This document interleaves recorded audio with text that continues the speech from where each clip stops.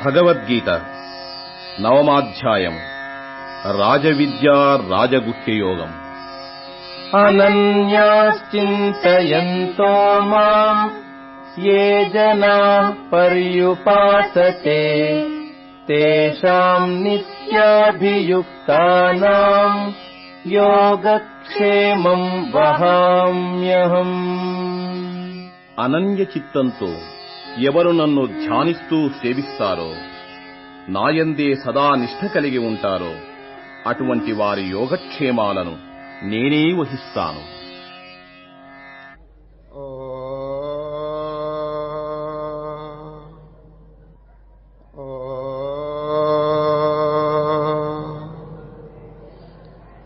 ఓం నమో బ్రహ్మాదిభ్యో బ్రహ్మ విద్యా సంప్రదాయ కర్తృభ్యో వంశ ఋషిభ్యో మహద్భ్యో నమో గురుభ్యః. ఓం మంగళం గురుదేవాయ మహనీయ గుణాత్మనే సర్వలోకశరణ్యాయ సాధురూపాయ మంగళం. హరి ఓం. రాజవిద్య రాజగుహ్య యోగం ఈ రోజు ప్రారంభించేది. ఈ రోజుతో సగం పూర్తి అవుతుందండి. భగవద్గీత హాఫ్, పూర్వార్ధం ఈ రోజుతో అయిపోతుంది. రేపటి నుంచి ఉత్తరార్ధం. అది నెక్స్ట్ 9 చాప్టర్స్. అది 9 అధ్యాయములు అంటే సరిగ్గా సగానికి వచ్చినాం అన్నమాట ఇప్పుడు భగవద్గీతలో.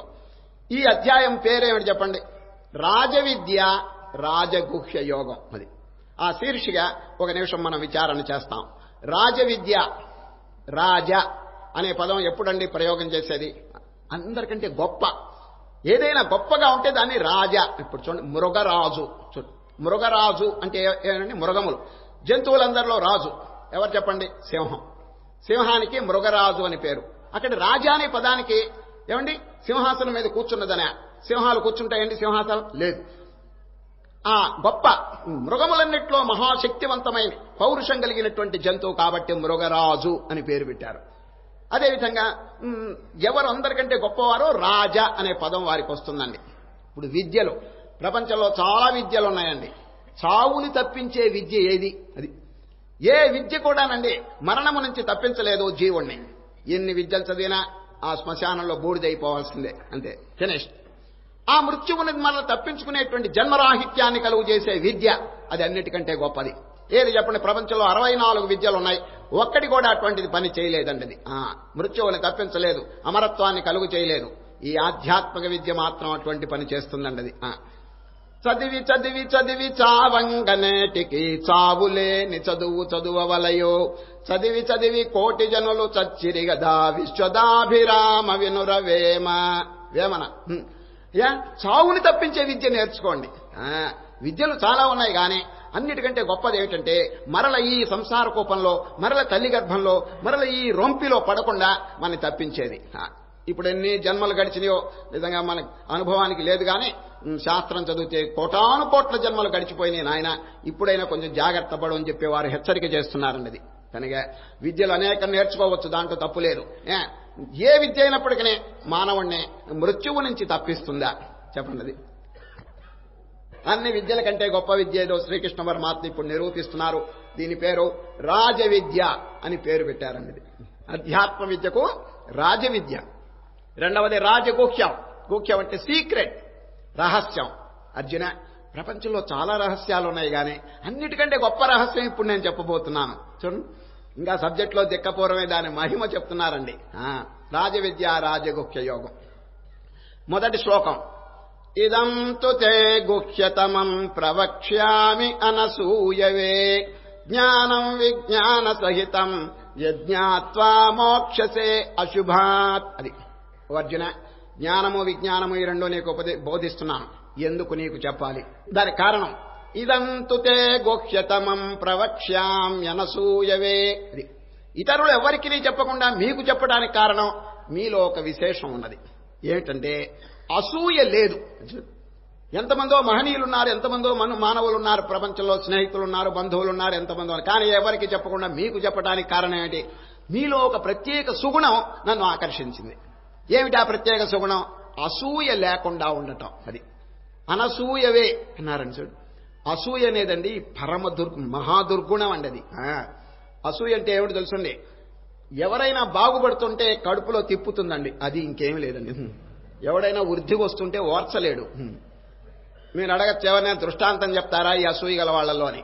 దుర్యోధనుడండి. అది పాండవులు హాయిగా బతుకుతుంటే వీని కానికండి భోజనమే అసలు ఎక్కలేదండి, సహించలేదు. అది తిప్పుతున్నది కడుపులో, బాధపడుతున్నాడు. ఏమండి, ఎవరైనా వృద్ధికి వస్తుంటే చక్కగా ఇంకా బాగుపడండి అని అనాలా, లేకపోతే బాధపడాలా చెప్పండి? ఈ పాడుగుణం ఎవరికైనా ఉంటే దాని పేరు అసూయ అండి.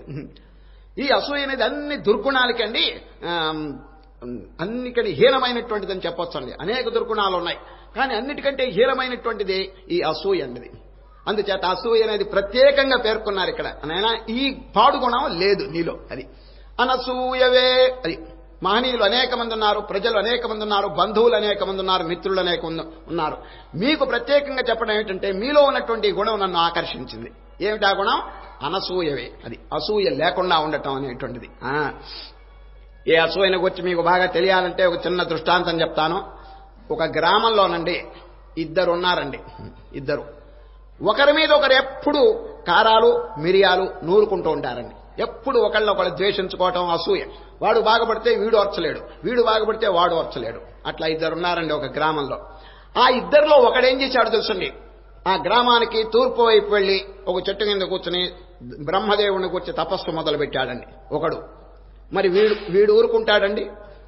వాడి మీద అసూయ కదండి. వీడు పడమర వైపు వెళ్ళాడండి. వెళ్ళి ఇంకో చెట్టు కింద కూర్చుని ఆయన బ్రహ్మదేవుని కూర్చి తపస్సు చేస్తున్నాడండి. కొంతకాలం తపస్సు అయిన తర్వాత బ్రహ్మదేవుడు ఇక్కడికి వచ్చాడండి వీడి దగ్గరికి. ఏనాయనా ఇదన్నా వరం కోరుకుంటావా అని. కోరుకుంటాను కానీ వాడి దగ్గరికి వెళ్ళి అడుగు ముందు ఏం కోరుకుంటాడో అన్నాడండి. బ్రహ్మదేవుడు ఇక్కడికి వచ్చాడండి. ఏమయ్యా ఇదన్నా వరం కోరుకుంటావా అని. వాడి దగ్గరికి వెళ్ళావా అన్నాడు. వెళ్ళాను అన్నాడు. ఏం కోరుకున్నాడని. ఏమి లేదు, ముందు నీ దగ్గరికి వెళ్ళమన్నారు అన్నారు. ఈయనేమన్నాడు తెలుసండి? ఆయన దగ్గరికే పోండి, ఆయన ఏం వరం కోరుకుంటాడో దానికి రెట్టింపు నాకివ్వండి అన్నాడండి. ఫలానా వరం అని అడగలేదండి. ఆయన ఏం వరం కోరుకుంటాడో డబుల్గా నాకు ఇవ్వండి. ఆయన 1000 రూపాయలు కోరుకుంటే నాకు 2000 ఇవ్వండి. ఒక గ్రామం కోరుకుంటే 2 గ్రామాలు ఇవ్వండి. ఈ విధంగా అడిగేశారండి. అప్పుడు బ్రహ్మదేవుడు ఇక్కడికి వచ్చాడు. ఏమయ్యా ఏం కోరుకుంటావు? అక్కడికి వెళ్ళావా అన్నాడు. శుభ్రంగా వెళ్ళాను. ఏం చెప్పాడు? నువ్వు ఏది కోరితే దానికి రెట్టింపు అడిగాడు. ఈయనేమన్నాడు తెలుసండి? నాకు ఒక కన్ను పోగొట్టవయ్యా అన్నాడండి ఆయన. వాడికి 2 కళ్ళు పోయినాయండి వాడికి అవతల.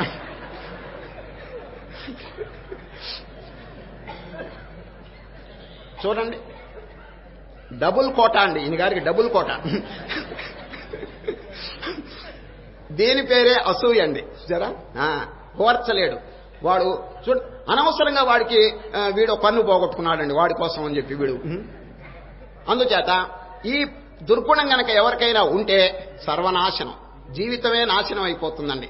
ఇదంతుతే గుహ్యతమం ప్రవక్ష్యామ్యనసూయవే యజ్ఞానం విజ్ఞాన సహితం యజ్ఞాత్వా మోక్షసే అశుభాత్. ఈ బోధ గనక మీరు వింటే అర్జున, అశుభాత్ అజ్ఞానం నుంచి విముక్తులైపోతారది. అశుభాత్ అంటే పాపం అని చెప్పొచ్చు, లేక అజ్ఞానం అని చెప్పొచ్చు. దాని నుంచి విడుదల పొందేస్తారు. ఈ బాధ, ఈ సంసార తాపం అంతా తొలగిపోతుంది. ఈ జ్ఞానము విజ్ఞానము ఈ 2 గనక తెలుసుకుంటే మానవుడు తరించిపోతాడని చెప్తున్నారండి. జ్ఞానంతేహం సవిజ్ఞానం ఇదం వక్ష్యామ్యశేషతః. కేవలం వాచాజ్ఞానం కాదు నాయన, అనుభవ సంబంధమైంది కూడా మీకు చెప్తున్నాను. విజ్ఞానం చూడండి, జ్ఞానము విజ్ఞానము, థియరిటికల్ నాలెడ్జ్, ప్రాక్టికల్ నాలెడ్జ్ 2 కూడా మీకు చెప్తున్నాను. జ్ఞానం విజ్ఞాన సహితం యజ్ఞాత్వా మోక్షసే శుభాత్. రాజవిద్యా రాజగూహ్యం పవిత్రమిదముత్తమం ప్రత్యక్షావగమం ధర్మ్యం సుసుఖం కర్తుమవ్యయం. ఇది పెద్ద కష్టం కాదు ఆచరించటం. సుసుఖం చాలా తేలిక. మన గనక ప్రయత్నం చేసి అభ్యాసం చేసి గనక దీన్ని సాధిస్తే చాలా తేలికండి. మానవుడికి మార్గం కష్టం అనిపిస్తుంది. కారణం తెలుసండి, వాడికి ప్రాక్టీస్ లేదండి, అభ్యాసం లేదు. ఎంతసేపటికి దృశ్య వ్యామోహంలో పడిపోయి, వ్యవహారంలో పడిపోయి దాని మీదే దృష్టి ఉంది కాబట్టి సూక్ష్మమైనటువంటి విషయాలు వాడికి అనుభవానికి రావటం లేదండి. కొంచెం గనక ప్రయత్నం చేసి సోమరితనాన్ని వదిలిపెట్టి ఈ కార్యక్రమం గనక సాధిస్తే చాలా తేలిక అంటున్నాడు. సుసుఖం కర్తుమవ్యయం. నేను అప్పుడప్పుడు చెప్తున్నాను, సోమరితనం బద్ధకం ఈ మార్గంలోకి రాకూడదండి. ప్రమాదో బ్రహ్మనిష్టాయాం నకర్తవ్య కదాచన. ప్రమాదం అంటే సంస్కృతంలోనండి మత్తు, బద్ధకం, సోమరితనం, అభ్యాసం లేకుండా ఉండటం, దీని పేరు ప్రమాదం. అది ఈ బ్రహ్మనిష్టలో రాకూడదు. ఒకవేళ వచ్చిందా చీకటి, డార్క్నెస్ అనేస్తున్నారు. ప్రమాదో బ్రహ్మనిష్టాయాం నకర్తవ్య కదాచన ప్రమాదే జృంభతే మాయా సూర్యాపాయే తమో యథా. అది ఆ ప్రమత్తత అంటే బద్ధకం గనక పెరిగితే సూర్యుడు అస్తమిస్తే చీకటి ఎక్కడి నుంచో వచ్చి ఎట్లా ఆక్రమించుకుంటుందో ఆ విధంగానండి దుఃఖం అనేది ఆవరిస్తుందండి. ఏది ఈ ప్రమత్తత, ఈ సోమరితనం వల్లది.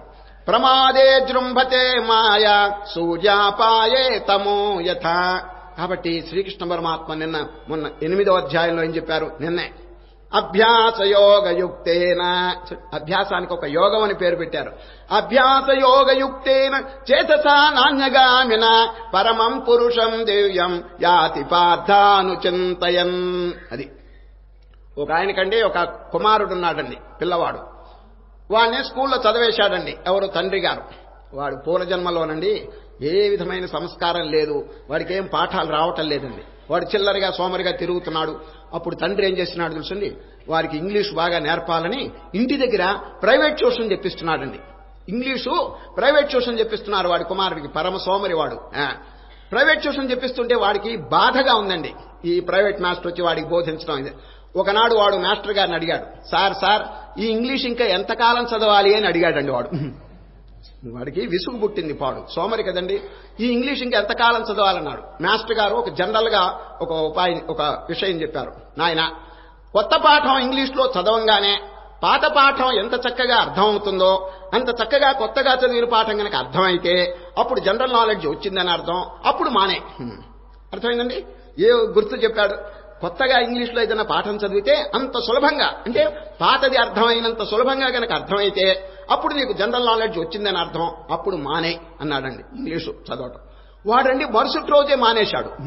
ఎందుకురా మానేశావంటే, సార్ కొత్త పాఠం అర్థం కావటం లేదు, పాత పాఠం జ్ఞాపకం రావట్లేదు, రెండు సమానంగా ఉన్నాయన్నాడండి వాడు. మాస్టర్ గారు రెండు సమానంగా ఉంటే ఆపమన్నాడు. వీడికి మరుసటి రోజే అది ఆ పని చేసేశాడండి. పరమ సోమరి. ఈ విధంగా ఆధ్యాత్మిక క్షేత్రంలో ఉండకూడదు. Daily practice. అది ఇప్పుడు భోజనం అనేది ఎన్ని రోజులకి తింటున్నారు చెప్పండి? రోజుల కండి నారాయణ, ఒక రోజులోనే 3 సార్లు తింటున్నారు. ఏమండి? ఇంకా మధ్య పానీయం సమర్పయామి, ఇంకా మధ్యలో ఏదో తాగుతుంటారు. ఈ విధంగా ఈ స్థూల శరీరాన్ని గురించింత జాగ్రత్తగా ఉంటే అది ఒక్కటేనండి మనకి శరీరం. లోపల సూక్ష్మ శరీరం, మానసిక దేహం, లింగదేహం అనేటువంటిది ఒకటి ఉన్నది. దాన్ని కూడా మనం ఆరోగ్యంగా చూడాలండి. దానికి కూడా ప్రార్థన, జపము అనేటువంటి ఆహారం మనం వెయ్యాలండి. గాంధీ మహాత్ముడు చూడండి, డైలీ ప్రార్థన చేస్తారు. అది కారణం, ఈ స్థూల శరీరం కంటే దానికి ఎక్కువ ప్రాధాన్యత ఇచ్చారండి మహాత్ముడిది. దానికి ఏమిటండి? భోజనం. ఇదే ప్రార్థన, పారాయణం, జపము, ఆరాధన, భగవత్ చింతన. ఇది ఆ సూక్ష్మ శరీరానికి మనం వేయవలసిన భోజనం. అది మరి కనీసం మార్నింగ్ అండ్ ఈవినింగ్, పొద్దున సాయంత్రం 2 పర్యాయములైనా భగవంతుని ధ్యానం చేయకూడదు. ఆ విధంగా చేస్తే రెగ్యులర్ గా సుసుఖం, చాలా తేలికనైన సులభంగా మోక్షం పొందవచ్చునని శ్రీకృష్ణ పరమాత్మ చెప్తున్నారు. సరే, అశ్రద్ధ అయితే ఒక కాషన్ అంటే ఒక హెచ్చరిక చేస్తున్నారు. ఏమిటి తెలుసండి? శ్రద్ధ లేకపోతే ఎవరు కూడా ఈ మార్గంలో ముందుకు పోలేరు అన్నాడండి. శ్రద్ధ, విశ్వాసం. ఇది అశ్రద్ధధానా పురుష ధర్మస్యాస్య పరంతప అప్రాప్య మాం నివర్తంతే మృత్యు సంసారవర్త్మనే. అది శ్రద్ధ గనక లేకపోతే ఎవరో ఈ మార్గంలో ఉన్నతిని పొందలేరు. ఆ వాక్యం అశ్రద్ధ, అది చాలా ముఖ్యం అండి. శ్రీకృష్ణ పరమాత్మ మొన్న కూడా జ్ఞానయోగం చెప్పేటప్పుడు ఏం చెప్పారు? ఎవరికి జ్ఞానం లభిస్తుందంటే శ్రద్ధ కలవారికి అన్నాడు. నహి జ్ఞానేన సదృశం పవిత్రమిహ విద్యతే తత్స్వయం యోగ సంసిద్ధ కాలేనాత్మని విందతి. అశ్రద్ధదాన, శ్రద్ధ లేనటువంటి వారికి ఇది ఎప్పుడు కూడా లభించదని ఈరోజు శ్రద్ధ, విశ్వాసము ఇది చాలా నొక్కి చెప్పారండి. అర్థమైంది? అనేక మంది ఈ మార్గంలో ప్రయత్నం చేస్తున్నారు. Faith upon God, faith upon the master, faith upon scriptures, faith upon himself. దైవం మీద విశ్వాసం, గురువు మీద విశ్వాసం, శాస్త్రం మీద విశ్వాసం, తన మీద విశ్వాసం. ఈ విధంగా 4 విశ్వాసములు కలిగి ఉంటే అచిరకాలంలోనే వాడికి శాంతి మోక్షం కలుగుతుందండి అని శాస్త్రములు చెప్తున్నాయి. ఇప్పుడు అందుకని అశ్రద్ధదాన, కొందరికండి ఏదైనా పుస్తకం చదవంగానే అనేక సంశయాలు వస్తాయండి. మీరు అడగచ్చు, ఏమండి సంశయం రాకూడదా అని. రావచ్చును, but there is a limit. దానికి ఏదో హద్దు ఉందండి. ఊరికే సంశయములు పెంచుకోకూడదండి. మొదట్లో దాన్ని జీర్ణం చేసుకోవాలి. దాని మీద ఒక ఫెయిత్ ఏర్పరచుకుని మొట్టమొదటి ఆచరించాలి. ఆచరించి మనకు కనుక రిజల్ట్ రాకపోతే అప్పుడు డౌట్ ఏర్పడచ్చండి. ఏమిటండి ఇది ఆచరించినా కూడా నాకు ఈ ఫలితం కలగలేదని. వీడు ఆచరించడు, పెట్టడు, దీనిలో లోతులో ప్రవేశించడు, ఊరికే చదివి ఇదిగో దీంట్లో ఈ సంశయం ఆ సంశయం అని అనుకుంటే కాదండి. మోఘాచ మోఘ కర్మాణో మోఘ జ్ఞాన విచేతసః. అది ఈ మార్గంలోనండి, ఆధ్యాత్మిక మార్గంలో ఈ బ్రెయిన్ అనేది చాలా ముఖ్యమండి. మెదడు అంటే ఏమిటి? కామన్ సెన్స్, అది తెలివి. అది ఏది శాశ్వతం ఏది అశాశ్వతం అనేది బాగా తెలుసుకోవాలండి. ఆ వివేకం గనక లేకపోతే, ఆ విచారణ గనక లేకపోతే ఎవరైనా ఈ కార్యక్రమంలో ప్రవేశిస్తే వారండి ఉన్నతిని పొందలేరు. అందుకనే వివేకం, దీనికి ఇంగ్లీష్లోనండి డిస్క్రిమినేషన్ అంటారండి. Discrimination between the real and the unreal. అది శాశ్వతము అశాశ్వతము ఈ రెండింటినీ విభజించేటువంటి కెపాసిటీ మానవుడు సంపాదించాలి. ఇప్పుడు పాలు నీళ్లు ఈ రెండు కలిసినాయి అనుకోండి, మనం విడదీయగలమా? లేదండి. ఒక పక్షి ఉందండి ఈ ప్రపంచంలో, ఆ పక్షి పేరు హంస. ఆ హంసను కనుక దగ్గరికి తీసుకొస్తే పాలు మాత్రం తాగి వేస్తుంది, నీళ్లు మిగులుస్తుందండి. చూడండి, ఆ పాలను తాగే కెపాసిటీ ఆ ముక్కులో పెట్టాడండి దానికి భగవాన్. ఆ విధంగానే ప్రపంచంలో సారం అసారం రెండు కలిసి ఉన్నాయి. మహనీయులైనటువంటి వాడు సారం అంటే ఎవరు? శాశ్వతమైన వస్తువు. ఇప్పుడు ఈ శరీరం అండి, శరీరంలో రెండు ఉన్నాయి. పరమాత్మ ఉన్నారు, ఈ ప్రకృతి జడమైన ఉపాధి ఉన్నది. ఉపాధే నేను అని అనుకుంటున్నాడు వీడు, తెలివి తక్కువ. చూడండి, ఉపాధి ఏమిటి చెప్పండి? కొండ. తాను కొండ అవుతాడండి ఎప్పుడైనా? కాదండి, కొండ జడం. అదేవిధంగా ఈ పంచకోశములు అన్నమయ, ప్రాణమయ, మనోమయ, విజ్ఞానమయ, ఆనందమయ కోశములు 5 కూడా జడమైనటువంటివి. ఈ 5 లోపల చూడండి, స్వశరీరే స్వయం జ్యోతి స్వరూపం సర్వసాక్షిణం. అది సర్వసాక్షి లోపల ఉన్నారు. అది క్షీణదోషా ప్రపశ్యంతి నేతరే మాయయా వృత. పాపం తొలగిన వారు మాత్రమే చూడగలరు, వారిని తక్కిన వారు తెలుసుకోలేరు, చూడలేరు. కానీ పరమాత్మ యొక్క స్థానం కొంచెం తెలుసుకుని వ్యర్థమైనటువంటి కోరికలు, వ్యర్థమైనటువంటి కార్యక్రమాలు విరమించుకోవటం చాలా మంచిది. మోఘ అనేటువంటి పదం ప్రయోగం. మోఘాచ మోఘ కర్మాణో మోఘ జ్ఞాన విచేతసః. అది ప్లీజ్ అండర్లైన్. మనస్సు ఉన్నది కానీ విగత, ఆ కామన్ సెన్స్ లేకుండా ఉన్నదన్నమాట. అది విగత చేత సహా. అది కనుకనే శాస్త్రములోనండి నిత్యానిత్య వస్తు వివేకము, దీనికి ఎక్కువ ప్రాధాన్యత ఇచ్చారండి. నిత్యానిత్య వస్తు వివేకం.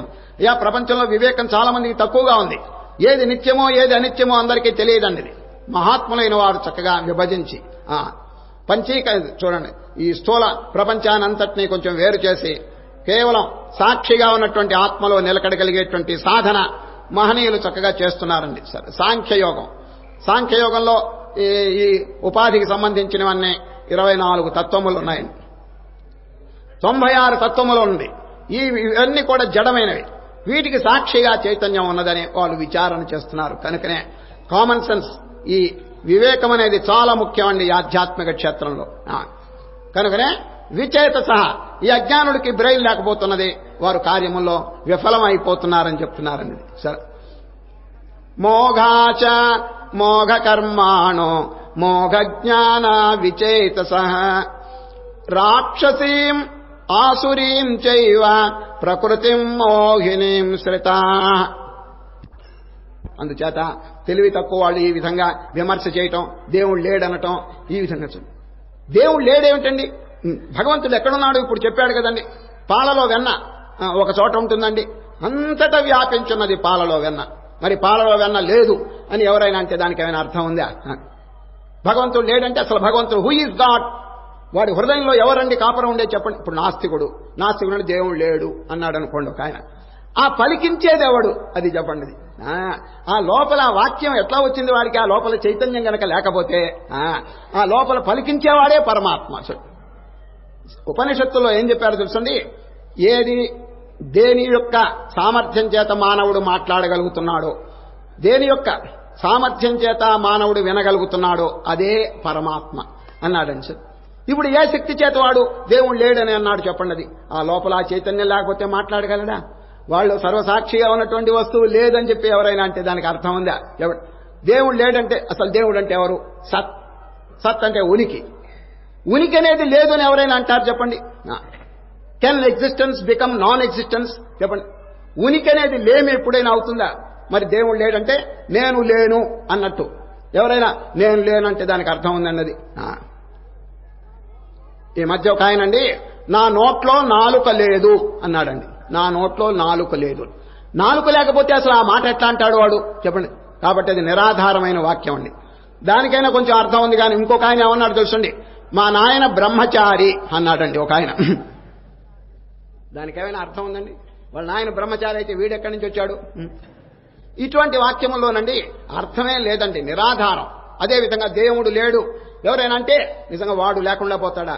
వాడున్నప్పుడు దేవుడు తప్పకుండా ఉండి తీరాలది. సరే, X into infinity is equal to God. జీవుడు అనే వారికి ఎక్స్ అని పెట్టండి ఈ mathematical. X into infinity is equal to God. జీవుణ్ణి అనంతం పెట్టి పెంచితే పరమాత్మ. విశ్వరూపం. విశ్వరూపం అంటే ఏంటి? అనేక మంది జీవులు చేరి ఆ విశ్వరూపం అయినారు. మరి విశ్వరూపం లేదు అంటే జీవుడు కూడా లేడు అని చెప్పి అర్థం. అయ్యా చెప్పేవాడు లేడంటే దానికి ఏమైనా అర్థం ఉందా చెప్పండి? నిరాధారమైనటువంటి వాక్యాలండి. ఇటువంటి ఎవరైనా వింటే దాన్ని తుడిచి అవతల పారేసేయండి. అది చెవిలో ఇంకా పెట్టుకోకూడదండి. అది నాస్తికులు ఎప్పుడూ కాకూడదండి. ఆస్తికత్వం చేతనే మానవుడు తరిస్తాడు. ఇది ఇప్పుడు చెడ్డవారిని గురించి చెప్పి ఇక మంచివారిని గురించి చెప్తున్నారండి. అది మహాత్మానస్తు మాం పార్థ దైవీం ప్రకృతిమాశ్రితా భజంతి అనన్యమనసో జ్ఞాత్వా భూతాదిమవ్యయం. ఇంతవరకు చెడ్డవారి యొక్క లక్షణం చెప్పారు. ఇప్పుడు మంచివారి లక్షణం. మహనీయులు ఏం చేస్తారంటే సతతం, సందు లేకుండా, ఖాళీ లేకుండా ఎప్పుడు ఆ భగవత్ చింతన చేస్తుంటారటండి. సతతం కీర్తయంతో మాం యతంతస్య దృఢవ్రతాః నమస్యంతస్య మాం భక్త్యా నిత్యయుక్తా ఉపాసతే. మహాత్ముల యొక్క స్వరూపం ఇట్లా ఉంటుందండి. మహాత్మానస్తు మాం పార్థ దైవీం ప్రకృతి మాశ్రిత. దైవీ ప్రకృతి ఆశ్రయించి సద్గుణములను చక్కగా అవలంబించి ఆ భగవంతుని అనన్యమైనటువంటి భక్తి కలిగి ఉంటారు. ఏ విధంగా చెప్పి ముఖ్యమైనటువంటి ఒక ఘట్టంలో ప్రవేశిస్తున్నారు శ్రీకృష్ణుడు. ఏమనగా అనేక మంది యజ్ఞములు, యాగములు ఇవన్నీ చేసి మనం స్వర్గం పొందుతాం, స్వర్గంలో సుఖం అనుభవిస్తామని కొందరికి అభిలాష ఉందండి. శ్రీకృష్ణ పరమాత్మ దాన్ని ఖండిస్తున్నారండి. ఏమండి స్వర్గం స్వర్గం అంటారు, ఏముంది అక్కడ చెప్పండి? ఇక్కడున్న సుఖాల కంటే కొంచెం ఎక్కువ సుఖాలు ఉంటాయి అంతే.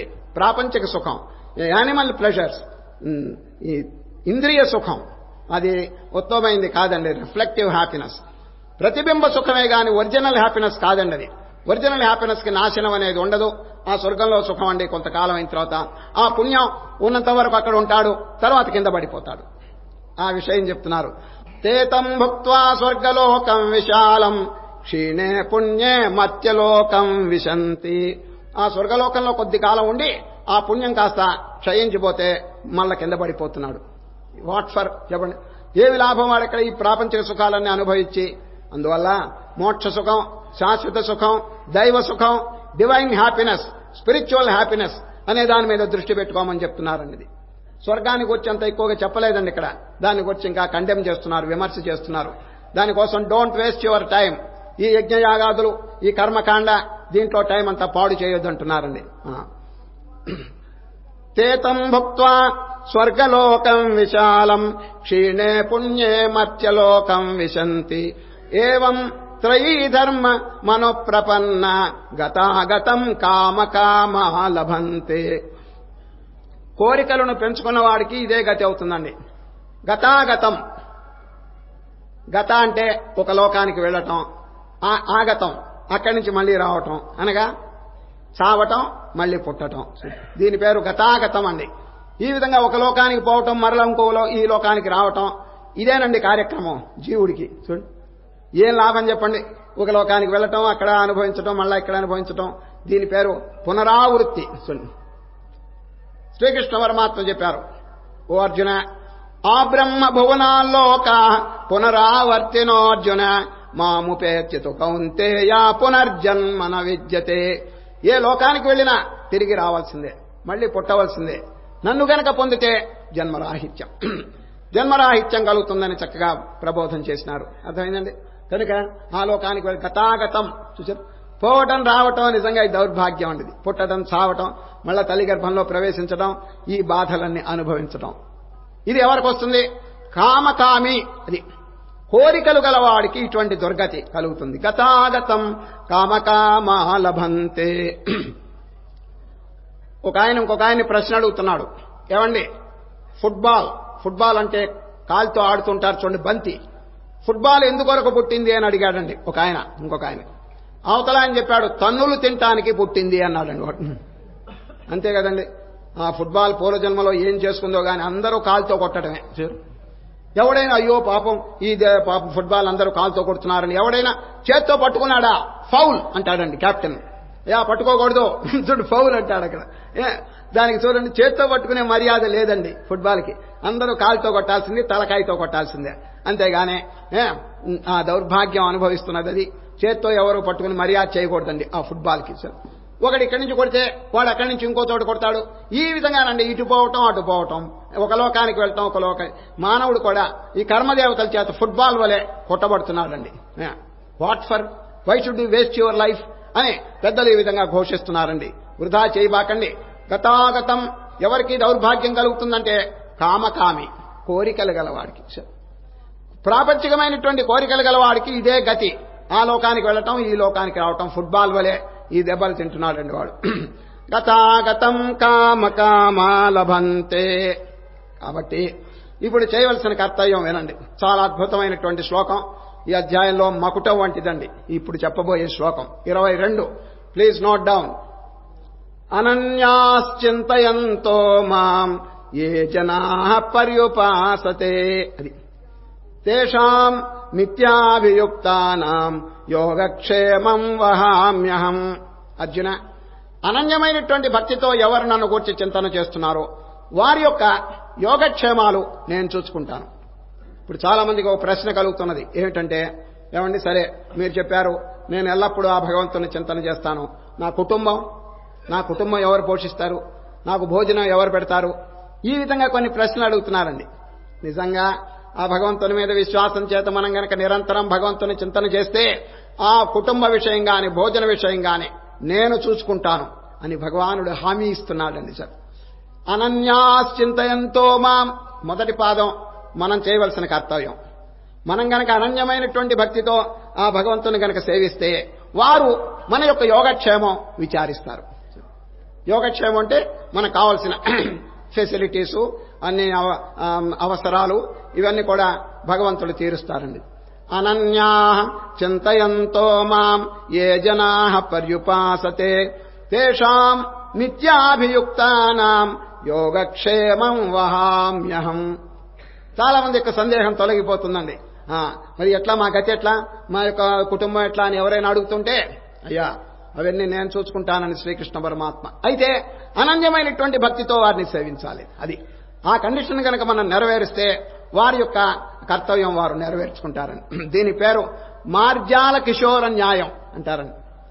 మార్జాలం అంటే ఏమిటి చెప్పండి? పిల్లి. మార్జాల కిషోర న్యాయం. మార్జాలం అంటే సంస్కృతంలోని పిల్లి. పిల్లికి గనక బిడ్డ పుడితే ఏమండి, ఆ బిడ్డకి ఆ యోగక్షేమాలన్నీ తల్లే చూసుకుంటుందండి. నోటితో ఖర్చుకుని బుట్టలో పెడుతుంది, తట్టలో పెడుతుంది, జాగ్రత్తగా కాపాడుతూ ఉంటుందండి పిల్లని.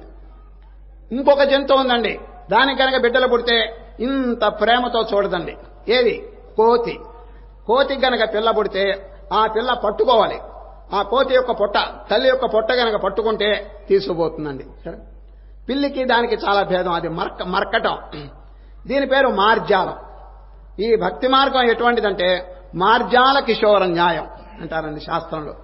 పిల్ల పుట్టగానే తల్లి ఏ ప్రకారంగా దాని యొక్క యోగక్షేమం విచారిస్తుందో అదేవిధంగా భగవంతుడు ఈ భక్తుల యొక్క యోగక్షేమం విచారిస్తుంటారు. కానీ మార్జాల కిషోర న్యాయం అని చెప్పి చక్కగా ప్రబోధం చేసినారు. దాని పేరు మర్కట కిషోర న్యాయం. ఇది భక్తుల యొక్క లక్షణం ఏమిటంటే వారు చక్కగా భగవంతుని గురించి గనక ప్రార్థన చేస్తూ వారి యొక్క కర్తవ్యం గనక నెరవేర్చుకుంటే పరమాత్మ తాము చేయవలసినటువంటి పని చక్కగా చేస్తారు. ఇది నోట్ చేసుకుని బాగా కంఠస్థం చేయండి. ధైర్యం కలుగుతుందండి.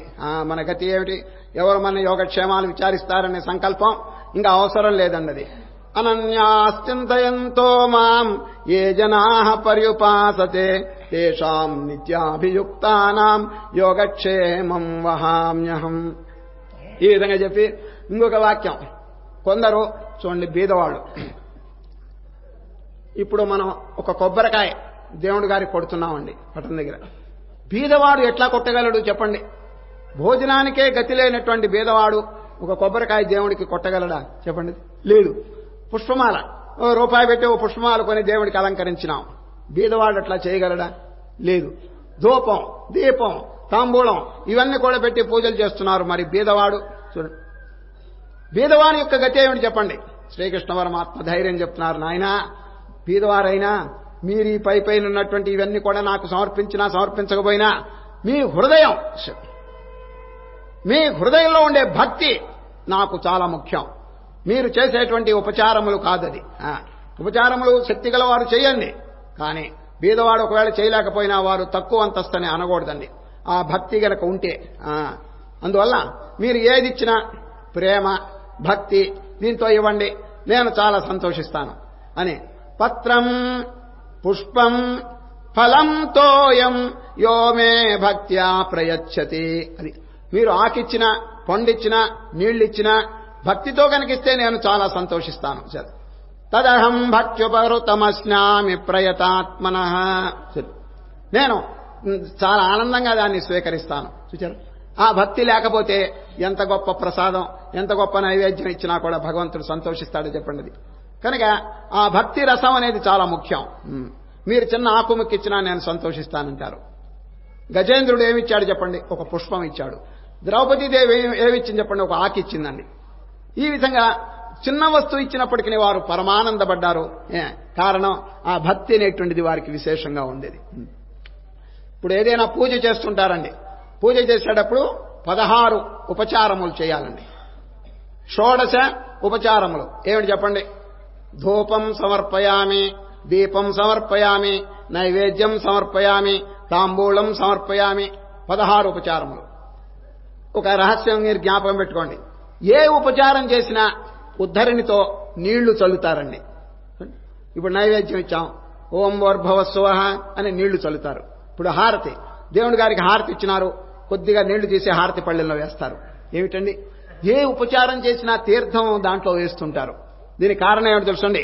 తీర్థం అంటే భక్తి రసం. అది అయినా మీరు ఏది చేసినా భక్తి రసాన్ని జోడించండి అని పెద్దలండి అంతరార్థంగా దీన్ని చూపిస్తున్నారండి. ఇది ఈ భక్తి అనేది కనుక లేకపోతే ఈ ఉపచారములకంతా శోభ లేదండి. అది అందుచేత పత్రం పుష్పం బీదవారికండి చక్కగా ఈ శ్లోకం బాగా అన్వయిస్తుందండి. భక్తి లేకపోయినా వారి హృదయంలో గనక పైన ప్రసాదాలు నైవేద్యాలు ఇవ్వలేకపోయినా ఆ భక్తి గనక ఉంటే పరమాత్మ చాలా సంతోషిస్తారండి. ఒక బీదవాడు భగవంతునికి దండం పెట్టి ఈ వాక్యం చెప్తున్నారండి. పూజకై మా వీట పుష్పాలు లేవునా ప్రేమాంజలులే సమర్పించనుంటి. మా దగ్గర పుష్పాలు లేవు దేవుడా, నా ప్రేమ అనేది మీకు ఇస్తానంటాడు. చూడు, పూజకై మా వీట పుష్పాలు లేవునా ప్రేమాంజలులే సమర్పించనుంటి. నైవేద్యమిడ మాకు నారికేళము లేదు హృదయమే చేతి కందివ్వనుంటి. నైవేద్యం ఇవ్వాలంటే మా కొబ్బరికాయ లేదు, గుండెకాయ ఇస్తాను అంటున్నాడు. చూడండి బీదవాడు. నైవేద్యమిడ మాకు నారికేళము లేదు హృదయమే చేతి కందియనుంటి. పాద్యములిడ మాకు పన్నీరు లేదునా కన్నీళ్లతో కాళ్ళు కడుగనుంటి. కొందరండి పన్నీరు చల్లుతారండి దేవుడి మీద. నాకు అటువంటి శక్తి లేదు దేవా, పన్నీరు లేదు గాని కన్నీరు నా భక్తి రసంతో ఆనంద బాష్పములతో నీ పాదములు కడుగుతాను. పాద్యములిడ మాకు పన్నీరు లేదునా కన్నీళ్లతో కాళ్ళు కడుగనుంటి. లోటు రానీయనున్నంతలోన నీకు రమ్ము దయసేయు ఆత్మపీఠమ్ము పైకి అమృత జరిచిందుని పదాంకముల పైన కోటి స్వర్గాలు మొలిపించుకొనుచు తండ్రి. కనుక ఆ భగవంతునికి ఈ బీదవాడు ప్రార్థన చేస్తున్నాడండి. నాకు శక్తి లేదు, అయినప్పటికీ ఆ భక్తి అనేది మీకు సమర్పిస్తానని. కనుక శ్రీకృష్ణ పరమాత్మ ఈ వాక్యం చెప్పి, నాయనా మీరు ఏ కార్యం చేసినా కృష్ణార్పణం, రామార్పణం, బ్రహ్మార్పణం అనండి, నేను చాలా సంతోషిస్తాను. యత్కరోషి యదశ్నాసి యజ్జుహోషి దదాసి యత్తపస్యసి కౌంతేయ తత్కురుష్వ మదర్పణం. అది ఒకవేళ ఇదివరకు ఎవరైనా పాపాచరణ చేసినా పెద్దల యొక్క సాంగత్యం చేత వాడు మనస్సు మార్చుకుని పుణ్య మార్గంలో కనుక దిగితే వాడు పాపి అని అనబడడు, సాధు అని పేరు అంటారు. చూడు, ఇదివరకు ఏదైనా పాపం చేసినా ఇప్పుడు కనుక పుణ్య మార్గంలో ప్రవేశిస్తే వాడు పాపి కాదు, ఎవరు? సాధు. అపి చేత్ సుదురాచారో భజతే మాం అనన్యభాక్ సాధురేవ సమంతవ్య సమ్యక్ వ్యవసితో హి సహ. అనేక రహస్యాలు ఈ విధంగా చెప్పి ఆఖరికండి ఈ శ్లోకంతో పూర్తి చేస్తున్నారు. మన్మనాభవ, అర్జున నీ మనస్సు నా యందు లగ్నం చేయి. మద్భక్తో మద్యాజీ మాం నమస్కురు మామే వైశ్యసి సత్యంతే ప్రతిజానే ప్రియోసి మే మామే వైశ్యతి యుక్త్వైవ మాత్మానం మత్పరాయణ. ఈ విధంగా శ్రీకృష్ణ పరమాత్మ రాజవిద్య రాజగుహ్య యోగం అనే మహత్తరమైనటువంటి అధ్యాయమును సమాప్తం చేసినారు. రేపు 10వ అధ్యాయం విభూతి యోగమునకు వచ్చిన విచారం జరుగుతుంది.